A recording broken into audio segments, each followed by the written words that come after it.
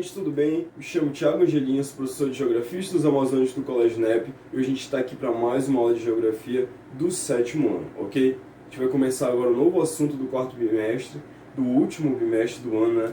E a gente vai falar sobre mais uma região do Brasil, a gente vai falar sobre a região Nordeste, ok? Bora lá! Olha aí, características naturais do Nordeste do Brasil, características da paisagem. Bora lembrar aí desse conceito, a gente sempre fala aqui nos vídeos, né? Sempre falou aqui nas aulas, sobre o conceito de paisagem. A paisagem é um dos vários conceitos da geografia que cabe em quê? A paisagem é tudo aquilo que a gente consegue sentir, seja assim, com os nossos sentidos, né? O tato, o olfato, a audição, a visão, enfim. Todos esses sentidos aí conseguem abarcar a paisagem, principalmente a visão, né? Um dos nossos sentidos mais importantes, que é a visão. Então a paisagem, ela abarca isso de alguma forma. É tudo que os nossos sentidos conseguem perceber, seja com o cheiro, com o odor, seja a partir do tato, seja a partir da visão. Então a paisagem, ela está inserida aí dessa forma nesse conceito geográfico. Então, características da paisagem, o que conseguimos enxergar no território nordestino aqui do Brasil. Esses três pontos aqui: praias, o litoral e as secas, ok? Além de ser uma das características da paisagem do Nordeste, é uma das características estereotipadas, digamos assim. Estereotipadas seria o estereótipo, seria aquilo que é lembrado sempre, seja até de forma preconceituosa, mas é lembrado da região Nordeste, esses estereótipos, ou seja, as secas, as praias lindíssimas e o litoral. Ok, eu falei litoral e praias ao mesmo tempo, a gente vai perceber aqui ao longo das aulas que tem suas diferenças, né? Claro, as praias fazem parte do litoral, mas o litoral nordestino é muito mais do que as praias, ok? Olha aí, com a análise da paisagem conseguimos entender outras características da região, ou seja, a partir da paisagem nordestina a gente consegue entender melhor características econômicas, características sociais, características da vegetação do Nordeste a partir do momento que a gente consegue compreender a paisagem dessa região brasileira, ok? Olha aí, o clima e a sua distribuição no espaço, no território nordestino. Olha aí, o noroeste do Nordeste, clima equatorial do Maranhão. Essa parte noroeste do Nordeste brasileiro, a gente tem ali uma parte do Maranhão. Tem algumas divisões brasileiras de alguns geógrafos, divisões alternativas do território brasileiro que colocam metade do Maranhão, ou seja, a parte noroeste do Nordeste, junto com a região norte. Por quê? Porque a característica natural da vegetação daquele espaço do Maranhão é muito parecida ou idêntica, ou igual, né, ao que a gente consegue perceber em regiões do Pará, regiões do Amazonas, ou seja, ainda tem um resquício ali de floresta amazônica naquele território, então é muito ligado ainda esse território, essa vegetação, o clima, à região norte do Brasil, ou seja, as características que a gente vê aqui desses estereótipos do Nordeste, como as secas, como o litoral, as praias, elas dão lugar a uma floresta densa e úmida como a floresta amazônica, ou seja, aquela parte do Amazonas ali ainda consegue deter boa parte do território amazônico dentro do seu estado. Por isso, no noroeste e no nordeste tem essa parte ligada ao clima equatorial que a gente tem aqui no nosso estado, tem no nosso território da região norte, essa questão do equatorial úmido, ok? Que é bem diferente das regiões semiáridas do nordeste. Aí, sudeste, sudoeste do nordeste, clima tropical típico de cerrado e verão chuvoso e inverno seco. Aí já é outro território também que tem características de outras regiões do Brasil, como o Cerrado, que é presente no centro-oeste, e a região sudoeste, ali mais para baixo, tomando uma parte do estado do Piauí. Então, nesse território aí tem características bastante presentes do Cerrado, vegetação gramínea, floresta espaçada, assim, digamos assim, então bem diferente do semiárido e do árido nordestino, ok? Também está na região sudoeste, o leste do nordeste, aí a gente já vai para aquela região que a gente conhece, que a gente vê nos cartões postais, que a gente conhece a partir da mídia, da TV e dos telejornais. O leste com o litoral, e o Planalto da Borborema. O Planalto da Borborema é isso que a gente vai falar um pouco melhor aqui pra frente, e vocês vão entender por que a região Nordeste ela é característica por esses climas secos, pelo clima semiárido, ok? Aqui, o centro do Nordeste, o sertão, o semiárido, aquela parte que a gente conhece a partir... coloca em qualquer pesquisa, livros didáticos, etc. Quando a gente vai falar sobre o Nordeste, essa é a primeira coisa que vem ao nosso pensamento, vem dessas pesquisas aí nos nossos navegadores, como o Google, por exemplo. Coloca o Nordeste, já lembra de seca, já lembra de estiagem, já lembra dessa imagem da pobreza e da miséria ali no território. E essa daqui está ligado ao centro do Nordeste. Ali, boa parte do estado do Ceará, por exemplo, é tomado pelo sertão nordestino. Aí aqui, a gente já vai para a vegetação. E como eu coloquei aqui, o clima e a vegetação sempre unidos. Ou seja, se não fosse aquele clima daquele território em específico, boa parte dessa vegetação que a gente conhece que não estaria sendo criado ou dando vida para ela, se não fosse aquele clima específico. Bora ver quais são as vegetações. Floresta amazônica, como a gente falou, naquela parte do Maranhão, ali metade, uma parte mais ao oeste do Maranhão, ainda com uma parte de floresta amazônica, da floresta úmida, ali presente nas florestas equatoriais, que tem no Pará, tem no Amazonas, tem no Amapá, que é bem presente também no território do Maranhão. Aqui, o Cerrado, continuidade do Centro-Oeste, naquela parte do Sudoeste, do Nordeste. Aqui, a Caatinga que é típica do semiárido nordestino, da área de sertão, com plantas adaptadas às chuvas, plantas adaptadas, chuvas irregulares e o tempo seco, solo tóxico, rico em alumínio e as plantas xerófitas. Aqui, semiárido, né? Ou seja, perto de desertos, o clima ali, a vegetação que tem naquele território do Nordeste é perto de desertos áridos, ou seja, é semiárido, porque ainda tem a realidade de chuvas naquele território, mas elas são chuvas irregulares, são chuvas inconstantes, diferente de regiões de deserto que passam anos, temporadas inteiras sem chuva, mas nesse território do Nordeste não, mas existem as chuvas, mas elas são irregulares, ok? Semiárido, plantas adaptadas às chuvas, as poucas chuvas irregulares, boa parte das chuvas que chegam ali no Nordeste, elas fazem parte daquelas chuvas que sobem a partir da evapotranspiração da floresta amazônica. Chove bastante ali na floresta amazônica, claro, como vocês sabem, onde tem floresta tem chuva, então chove bastante ali, aquelas árvores todas elas transpiram a partir da evapotranspiração e elas voltam ali a partir de precipitação. E essas nuvens que saem dessa evapotranspiração, elas vão até as Cordilheiras dos Andes, e das Cordilheiras dos Andes elas batem de volta e voltam para a floresta amazônica. Então, o que fica do resquício dessa chuva que cai na floresta amazônica consegue chegar até o sertão nordestino. Ou seja, é um caminho bem longo. As nuvens elas passam por várias chuvas, por várias precipitações. Então, até o momento que elas chegam até o sertão, elas já estão fraquinhas, digamos assim, de chuvas para poder precipitar nesse território. Então, por isso, essas chuvas irregulares, chuvas que não são contínuas nesse território. Aí aqui,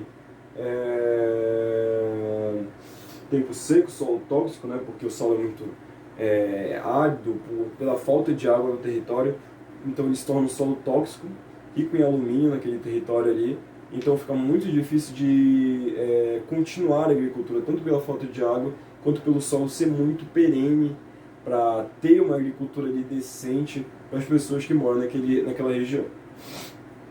E aqui as plantas xerófitas, a gente deu uns exemplos aqui do cacto e do mandacaru. As plantas xerófitas, elas são plantas adaptadas a esses climas hostis, ou seja, esses climas muito quentes, muito secos, com climas de deserto. Elas são chamadas assim xerófitas porque elas têm o que chama de cutícula, uma cera que reveste as plantas, que elas retêm toda a umidade que elas conseguem pegar. Ou seja, essas chuvas inconstantes que tem lá, elas chovem, elas conseguem chegar nesse mandacaru, por exemplo.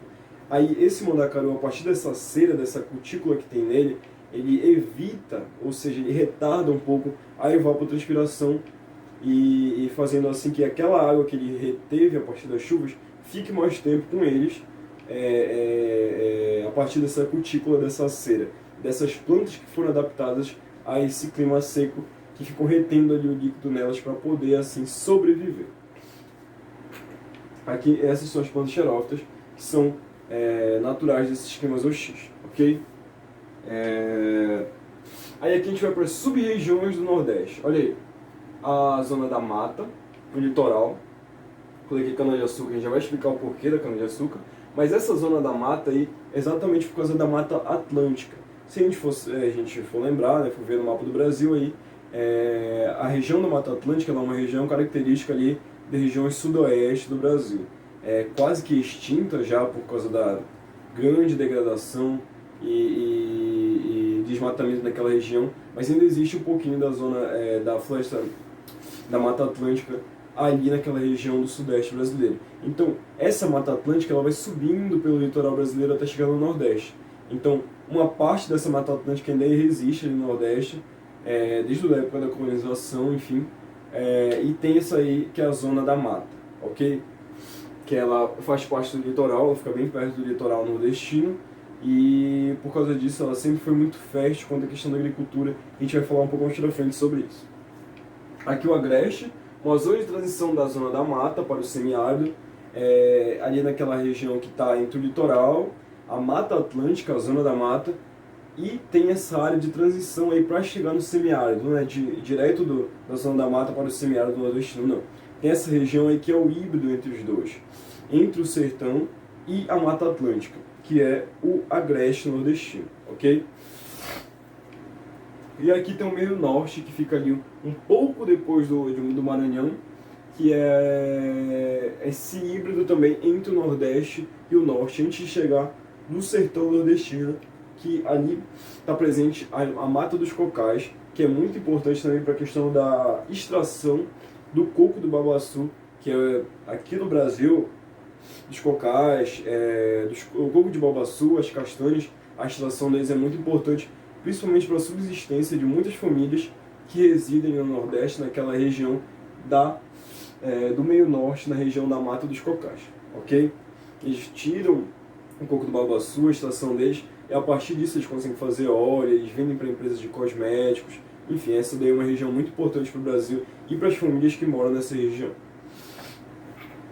Aí aqui está o Agreste, aquele Planalto da Borborema que a gente falou aqui um pouco antes, e está exatamente na região do Agreste nordestino, nessa região da zona de transição, da zona da mata e do sertão nordestino.